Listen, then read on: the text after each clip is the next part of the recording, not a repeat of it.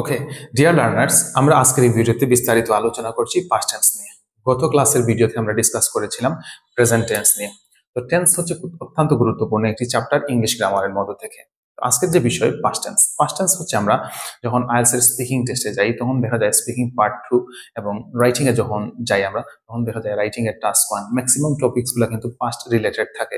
তো এই যে রাইটিং এর ক্ষেত্রে এবং স্পিকিং এর ক্ষেত্রে ভালো করার জন্য অবশ্যই আমাদের পাস্ট টেন্সটা বোঝা উচিত। তো পাস্ট টেন্স নিয়ে যত সব ঝামেলা সবগুলো দূর হবে এই ভিডিওতে আশা করি। তো ভিডিও শুরু থেকে শেষ পর্যন্ত দেখবেন এবং আপনার যে প্রবলেম যেগুলো সেই প্রবলেমগুলো সর্ট আউট করেই যাবেন। ঠিক আছে, তো চলেন আমরা শুরু করা যাক আমাদের আজকের এই ক্লাস। তো প্রথমে আমি এখানে লিখে রাখলাম পাস্ট টেন্স। পাস্ট টেন্স জিনিসটা কি? পাস্ট অর্থ অতীত। অতীত মানে কি? যেই জিনিসটা চলে গেছে, শেষ হয়ে গেছে আমার কাছ থেকে, ওইটাই হচ্ছে পাস্ট। আর টেন্স মানে হচ্ছে সময়। তাহলে পাস্ট টেন্স কাকে বলে? আমি যদি বলি তাহলে এরকমই হবে যে অতীত সময়কে পাস্ট টেন্স বলে। সহজ বিষয়, নিজের মতো করে আরো সহজ করে আপনি আপনার আঞ্চলিক ভাষায় ব্যবহার করতে পারেন। যখন নিজের মতো করে বুঝে নিবেন তখনই সেট আপ, আদারওয়াইজ আপনার বইয়ের ভাষা শিখে কোনো লাভ হবে না। ডিরেক্টলি জিনিসটা সিম্পল, যেটা শেষ হয়ে গেছে আমার কাছ থেকে ওইটাই হচ্ছে পাস্ট টেন্স, যে সময়টা চলে গেছে ওইটাই হচ্ছে পাস্ট টেন্স। তো প্রেজেন্ট টেন্স যেরকম ছিল 4 প্রকার: present indefinite tense, present continuous tense, present perfect tense and present perfect continuous tense. ওইরকম সেম হুবহু পাস্ট টেন্স হচ্ছে 4 প্রকার। তো এখান থেকে আমরা ধারাবাহিকভাবে শিখবো। তো প্রথমে আমরা পাস্ট টেন্স নিয়ে কথা বলছি। তো দেখেন এখানে আমি লিখে রাখলাম পাস্ট টেন্স কি, একেবারে সিম্পল ওয়েতে আমি আমার মতো করেই লিখছি। পাস্ট ইনডিফিনিট, যে কথা দিয়ে কোনো কাজ, হ্যাঁ, যে কথা দিয়ে কোনো কাজ অতীতে শেষ হয়ে গেছে। কোনো একটা কাজ অতীতে শেষ হয়ে গেছে। এখন অতীত এটা 1 মিনিট আগেও হতে পারে, 10 বছর আগেও হতে পারে, 15 দিন আগেও হতে পারে, 1 সপ্তাহ আগেও হতে পারে, বা 1 ঘন্টা আগেও হতে পারে। যে কাজটা শেষ হয়ে গেছে, এটা শেষ, একেবারেই কমপ্লিটলি শেষ হয়ে গেছে, যেটা মনে রাখবেন, যেটা কমপ্লিটলি শেষ হয়ে গেছে ওটা হচ্ছে পাস্ট ইনডিফিনিট টেন্স। যে কথা দিয়ে কোনো কাজ অতীতে শেষ হয়ে গেছে এরূপ বুঝে তাকে পাস্ট ইনডিফিনিট টেন্স বলে। এখানে কোনো ফলাফল টলাফল এগুলো থাকার অপশন নাই, এটা শেষ হয়ে গেছে, একেবারে কমপ্লিটলি শেষ হয়ে গেছে, বিদায় এটা পাস্ট ইনডিফিনিট টেন্স। যেমন, আচ্ছা এখানে পরে যাচ্ছি, আমি একটা এক্সাম্পল দিই। যেমন যেমন আমি গান গেয়েছিলাম। আমি গান গেয়েছিলাম। তিনি বাজারে গিয়েছিলেন। সে মোবাইল ফোন কিনেছিল। তিনি ভাত রান্না করেছিলেন। তো দেখেন কাজগুলা, প্রত্যেকটা কথা যেগুলো বলতেছি আমি, এগুলাই বোঝায় যে কাজটা শেষ হয়ে গেছে। যেমন আমি মোবাইল ফোন কিনেছিলাম, এটা কিনেছি বললে কিন্তু বোঝায় যে একটু আগে, কিন্তু বলতেছি আমি কি কিনেছিলাম, এটা কোন সময়? 5 বছর আগে হতে পারে, একদিন আগে হতে পারে, 1 ঘন্টা আগে হতে পারে। কিনেছিলাম, শেষ হয়ে গেছে কাজটা। তিনি ভাত রান্না করেছিলেন। তিনি ভাত রান্না করেছিলেন, দ্যাট মিনস ওনার ভাত রান্নার কাজটা শেষ হয়ে গেছে। তিনি ভাত রান্না করেছেন যদি বলতাম তাহলে কাজটা বুঝাইতো যে একটু আগে। তো আমি বলছি যে তিনি ভাত রান্না করেছিলেন, দ্যাট মিনস এটা শেষ হয়ে গেছে। ঠিক আছে, তো এই ধরনের বাংলা সাউন্ডস গুলো আসবে। আরো সহজ করে বোঝার স্বার্থে আমি এখানে কিছু নোট করে রাখলাম। নোট হচ্ছে এই যে দেখেছিল, দেখেছিলাম এবং দেখেছিলেন। তো এখানের মধ্যে থেকে ভার্বটা হচ্ছে দেখা, তাই না? ভার্বটা হচ্ছে দেখা, কাজটা হচ্ছে দেখা। তো এই দেখাকে আমি দেখেন পজিশন অনুযায়ী কিন্তু এগুলার সাউন্ডসটা চেঞ্জ হয়। যেমন দেখেছিল, যদি আমার থেকে ছোট বয়সে কিংবা আমার ফ্রেন্ড সার্কেলের মধ্যে যার সাথে আমি ইনফরমাল বিহেভ করতে পারি, তাদের ক্ষেত্রে যদি বলে থাকি তাহলে বলতে পারি যে সে দেখেছিল। হ্যাঁ, সে দেখেছিল। তারপর যদি ধরেন ছোট ভাই নাম হচ্ছে, আমি বলতে চাই যে রুমন, রুমন দেখেছিল, এইরকম। ঠিক আছে, যদি আমার ক্ষেত্রে পজিশনের উপর ভিত্তি করে বলছিলাম যে সাউন্ড গুলা চেঞ্জ হবে। রুমন দেখেছিল, হ্যাঁ, যদি ওই দেখাকে আমার ক্ষেত্রে নিয়ে আসি, যে আমি ওই কাজটা শেষ করে ফেলেছিলাম, তাইলে বলবো যে আমি দেখেছিলাম। আমার ক্ষেত্রে লাম, ছোট ভাই বা ইনফরমালের ক্ষেত্রে সরি ল। আর যখন বড় হবে, পজিশনটা আরো একটু উপরে যাবে, বলতে সিনিয়রদের কথা বলবো, তখন বলবো যে তিনি দেখেছিলেন, তিনি দেখেছিলেন। দ্যাট মিনস ওই যে ল, লাম আর লেন, এই ধরনের সাউন্ডস গুলো আসবে। প্রত্যেকটা বার্বের পরে এই সাউন্ড গুলা লেগে গেলেই ডিরেক্টলি এটা পাস্ট ইনডিফিনিট টেন্স। এখানে বার্ব ছিল দেখা। এখন যদি আমি বলি পড়া, তাহলে পড়ার ক্ষেত্রে যদি বলি সেম ওয়েতে, তাহলে বলবো সে পড়েছিল। হ্যাঁ, সে পড়েছিল। তিনি আমি পড়েছিলাম, তিনি পড়েছিলেন। তো দেখেন এই প্রত্যেকটা সাউন্ডই বোঝায় যে কাজগুলো অতীতে শেষ হয়ে গেছে।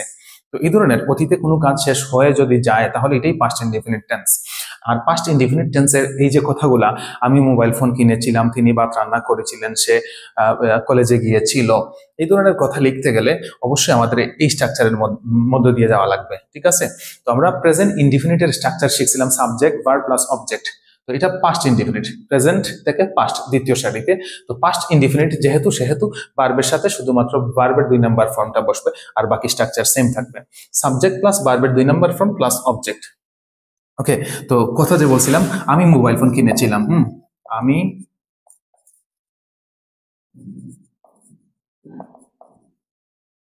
মোবাইল ফোন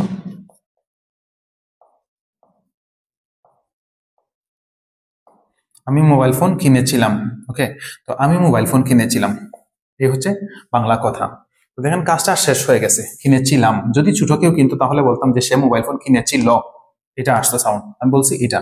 আর যদি বড় কেউ হইতো তাহলে বলতাম যে তিনি মোবাইল ফোন কিনেছিলেন। ওকে, সো এই যে কথা, এটাকে আমরা যখন পাস্ট টেন্সে ইংরেজিতে ট্রান্সলেট করবো তখন কিভাবে, প্রথমে হচ্ছে সাবজেক্ট, এই স্ট্রাকচার অনুযায়ী কিন্তু আসবে। সাবজেক্ট এখানের মধ্যে থেকে হচ্ছে আমি, তাহলে দিলাম আমি।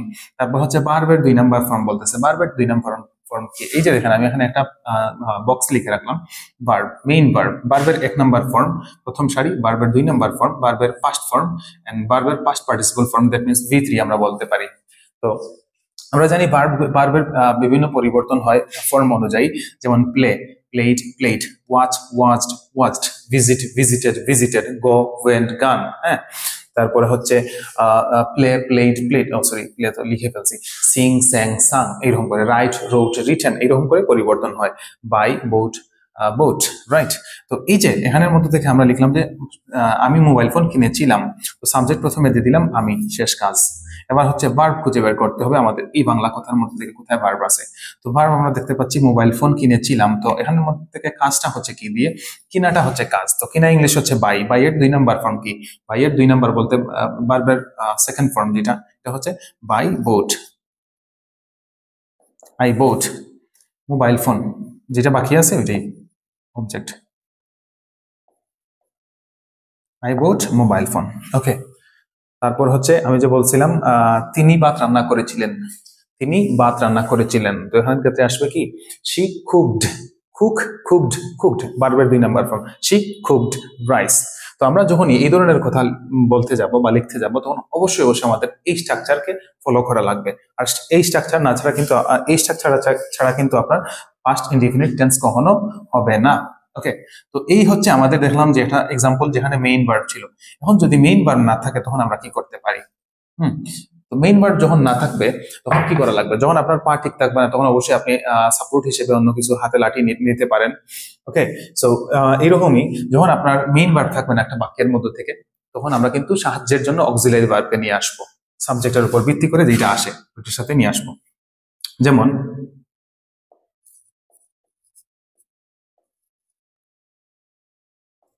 সে একজন গায়ক। ওকে, আমি লিখলাম সে একজন গায়ক।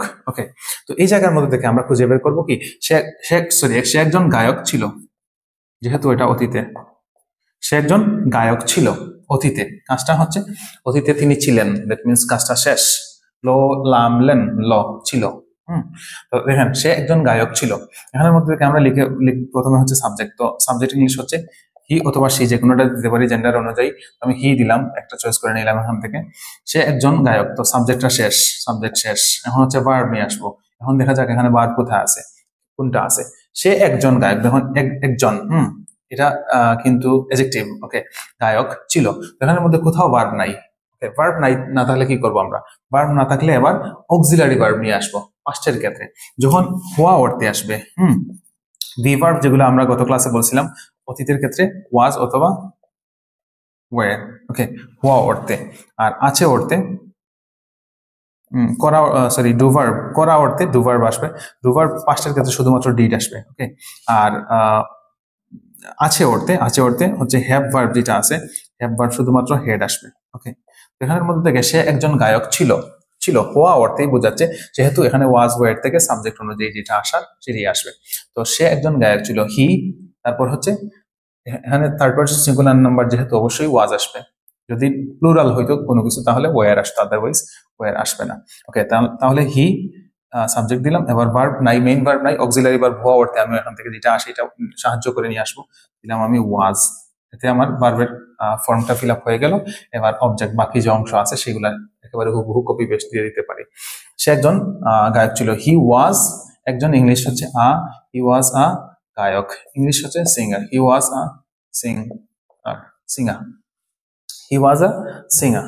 ওকে, তো তো এই হচ্ছে পাস্ট ইনডিফিনিটের মেইন ভার্ব দিয়ে এবং অক্সিলারি ভার্ব দিয়ে এক্সাম্পল লিখে আপনাদেরকে দেখাইলাম, এবং এই হচ্ছে স্ট্রাকচার।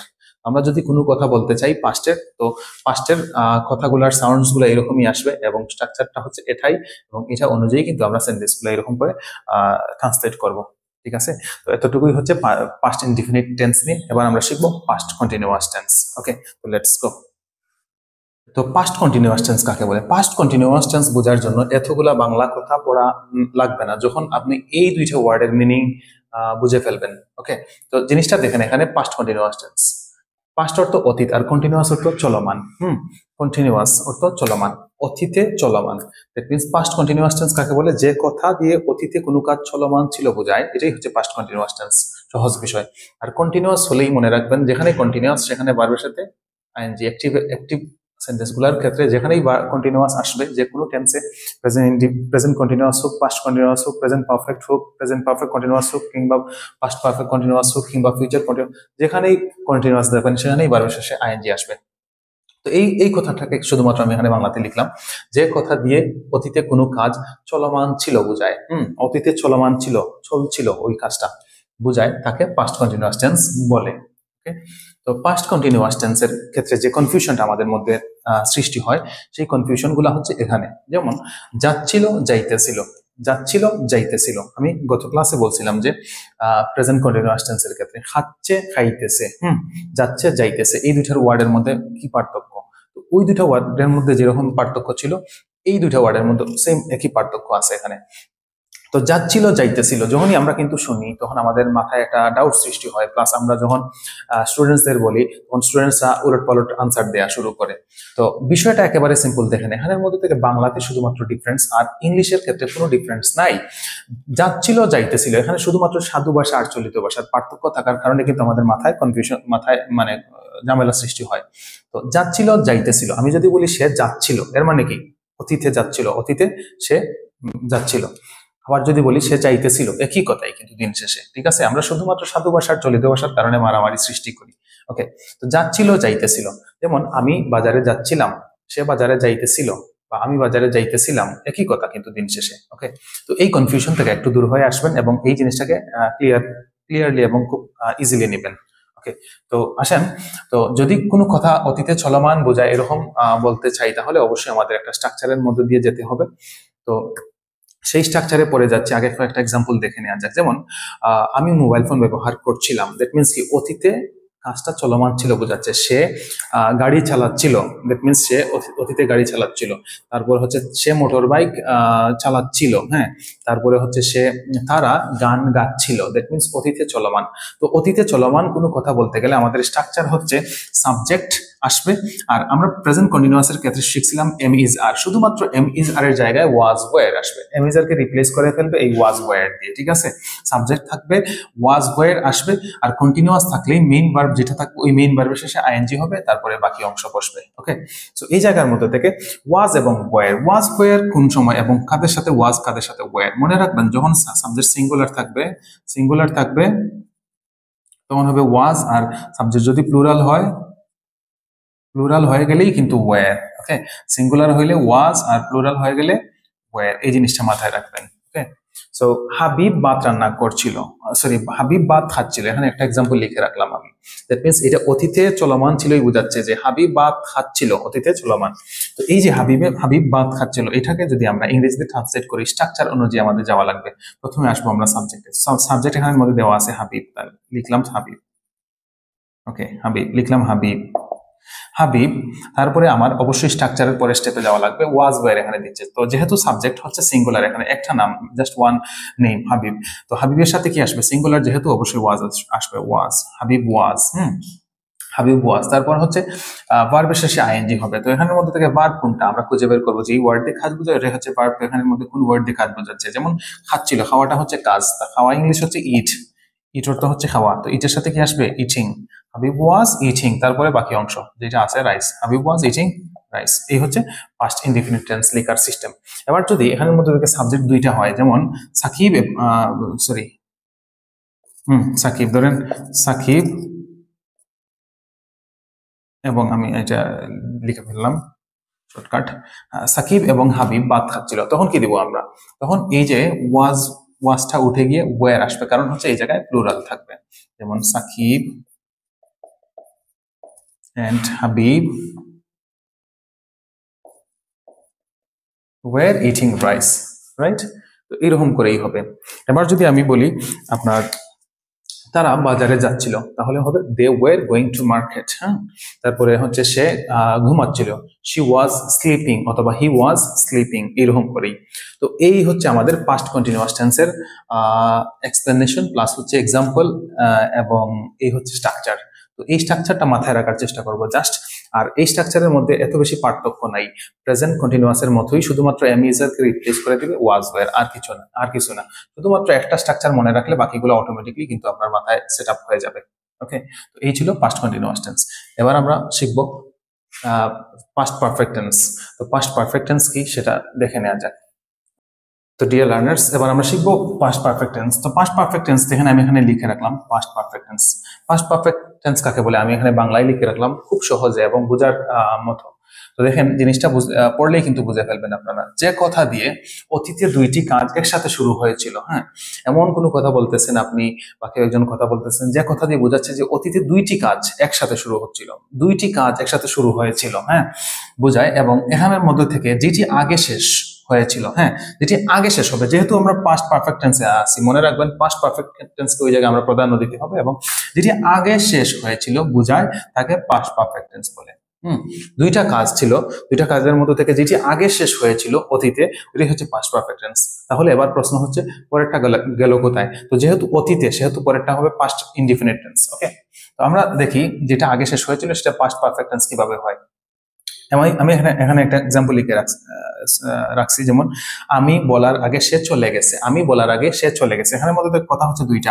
আমি বলা বলতে আমি বলছি যে এটা হচ্ছে একটা কথা, আর সে চলে গেছে এটা হচ্ছে অন্য একটা কথা। ওকে, তো এই ধরনের কথা, আমি বলার আগে সে চলে গেছে, হ্যাঁ, তিনি আসার আগে সে ওপেন করে ফেলছে, অথবা ওই যে আমরা আগে শিখে আসছিলাম যে আমি ট্রেন স্টেশনে পৌঁছার আগে ট্রেন চলে গেছে, অথবা ধরেন বলতাম না যে ওই কি ডাক্তার আসিবার পূর্বে, হ্যাঁ, ডাক্তার আসিবার পূর্বে রোগী মারা গেছেন। তো এই যে দেখেন দুইটা কথা, এখানে ডাক্তার আসা একটা কথা আর রোগী মারা গেছেন এটা হচ্ছে অন্য কথা। সেম ওয়েতে আমার এই সেন্টেন্সের মধ্যে দুইটা কথা, আমি বলার আগে সে চলে গেছে। তো এই ধরনের বাক্যগুলোকে যদি আমরা ইংরেজিতে ট্রান্সলেট করতে চাই, তাহলে অবশ্যই আমাদের পাস্ট পারফেক্ট টেন্সের স্ট্রাকচার জানা উচিত, এবং স্ট্রাকচারটা হচ্ছে শুধুমাত্র প্রেজেন্টের ক্ষেত্রে হ্যাভ হ্যাজ আসে, আর পাস্টের ক্ষেত্রে হ্যাড আসে, আর কোনো চেঞ্জেস নাই এই স্ট্রাকচারের ক্ষেত্রে। আর ভার্বের 3 নাম্বার ফর্ম সবসময় হবে পাস্ট পারফেক্ট টেন্সের ক্ষেত্রে অথবা প্রেজেন্ট পারফেক্ট টেন্সের ক্ষেত্রে।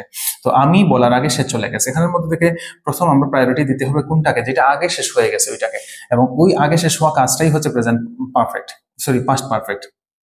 তো এখানের মধ্যে থেকে সাবজেক্ট আমরা নিয়ে আসবো, দেখবো আগে কোনটা আগে শেষ হয়ে গেছে। আমি বলার আগে সে চলে গেছে, তো কাজটা হচ্ছে দেখেন বাস্তবতে যদি চিন্তা করেন, আমি বলার আগে সে চলে গেছে, তাহলে সে চলে গেছে এটা হচ্ছে আগে। তো সে চলে গেছে এই কথা, এই অংশটা আসবে পাস্ট পারফেক্ট টেন্সে। তো এই কথা আমি যদি লিখতে চাই, তাহলে প্রথমে সাবজেক্ট নিয়ে আসবো, কি এখানের মধ্যে থেকে সাবজেক্ট কি? সে। তাহলে ধরেন সে দিলাম, আমি এবার সে দিলাম, তারপরে দিব কি স্ট্রাকচার অনুযায়ী হ্যাড, শি হ্যাড। তারপরে দিতে হবে ভার্বের 3 নাম্বার ফর্ম। তো এখানের মধ্যে থেকে ভার্ব কোথায়? সে চলে গেছে, যাওয়াটা হচ্ছে ভার্ব। তো যাওয়া ইংলিশ হচ্ছে গো, গো এর 3 নাম্বার ফর্ম হচ্ছে গো ওয়েন্ট গান, হি হ্যাড গান। ওকে, সে চলে গেছে, এতটুকু পর্যন্ত আমরা লিখলাম। এবার এখানে দেখতে পাচ্ছি একটা প্রিপোজিশন আছে, এই প্রিপোজিশনটাকে আমরা বসাতে পারি। প্রিপোজিশন হচ্ছে কি? আগে, বিফোর। ওকে, শি হ্যাড গান বিফোর, আমি বলা, হ্যাঁ, আমি বলার আগে, দ্যাট মিনস আমি অতীতে বলেছিলাম। তো আমি বলার আগে ইংলিশ হচ্ছে, এটা পাস্ট ইনডিফিনিট হয়ে যাবে, before I said. Okay, before I said, she had গান বিফোর আই সেড। তো এইরকম করেই হচ্ছে পাস্ট পারফেক্ট টেন্স। তো পাস্ট পারফেক্ট টেন্স মূলত হচ্ছে রাইটিং এর ভালো সেন্টেন্স লেখার ক্ষেত্রে কিন্তু পাস্ট পারফেক্ট টেন্স আপনি ইউজ করতে পারেন, অথবা স্পিকিং এর ক্ষেত্রে আপনি যদি বোঝাতে চান আপনি পাস্ট টেন্স, অতীতের কোনো দুইটি কথার মধ্যে থেকে কোনো একটা কাজ আগে শেষ হয়ে গেছে, তাহলে স্পিকিং এর ক্ষেত্রে আপনি এটা বসাতে পারেন। তবে ইংলিশ গ্রামারের মধ্যে থেকে টেন্সের চ্যাপ্টারে বিশেষ করে পাস্ট পারফেক্ট টেন্সটা এত বেশি প্রয়োজনে আসে না। প্রয়োজনে আসে মাত্র 6টা টেন্স, যেগুলোর মধ্যে থেকে প্রেজেন্টের 3টা, পাস্টের 2টা, আর হচ্ছে ফিউচারের একটা। এই ছয়টা টেন্স কিন্তু আমাদের অত্যন্ত গুরুত্বপূর্ণ এবং এগুলা অনেক বেশি কাজে আসে। তবে ভালো ইংলিশ শেখার স্বার্থে অবশ্যই সবগুলা শেখা উচিত। তো এখানের মধ্যে থেকে পাস্ট পারফেক্ট টেন্স সম্পর্কে আমরা কথা বললাম এবং এই কথাগুলা এই স্ট্রাকচারেই হবে এবং এইরকম করে যেটা আগে শেষ হবে ওইটাই পাস্ট পারফেক্ট টেন্সে আসবে। তো এই পর্যন্ত ছিল হচ্ছে আমাদের পাস্ট পারফেক্ট টেন্স নিয়ে কথা। এবার আমরা পাস্ট পারফেক্ট কন্টিনিউয়াস টেন্সে যাব। তবে পাস্ট পারফেক্ট কন্টিনিউয়াস টেন্স আমরা শিখতে গেলে কিন্তু আমাদের যে বেসিক লেসন্স গুলো আমরা ক্লিয়ার করলাম এখানের মধ্যে থেকে মানে কনফিউশন সৃষ্টি হবে এবং পরবর্তীতে দেখা যাবে টেন্স আর শেখা আমাদের হচ্ছে না এবং পাস্ট পারফেক্ট টেন্সটা এত বেশি গুরুত্বপূর্ণ না বিধায় আমরা ওই জায়গায় আর ফোকাস দিচ্ছি না এবং এটা আমরা স্কিপ করেই চলে যাব। তো আমি আগামী ক্লাসে আবার কথা বলবো ফিউচার টেন্স নিয়ে। তো ফিউচার টেন্সের লাইভ ক্লাস সরাসরি ক্লাস পেতে অবশ্যই আপনারা আমাদের ইউটিউব চ্যানেল ক্রেভ এডুকেশনে সাবস্ক্রাইব দিয়ে আমাদের পাশে থাকবেন এবং ফেসবুক পেজ ক্রেভ এডুকেশনে আমাদের ফলো দিয়ে আমাদের পাশে থাকবেন এবং ভিডিওগুলো ভালো লাগলে অবশ্যই অন্যদের সাথে শেয়ার করে নেবেন যেন তারাও আপনার মতো এরকম ভিডিও থেকে কিছু শিখতে পারে। তো এতটুকুই পর্যন্ত ছিল আজকের মতো আমাদের এই ক্লাস। সবাই ভালো থাকবেন, সুস্থ থাকবেন এবং অবশ্যই ক্রেভের সাথেই থাকবেন। ধন্যবাদ।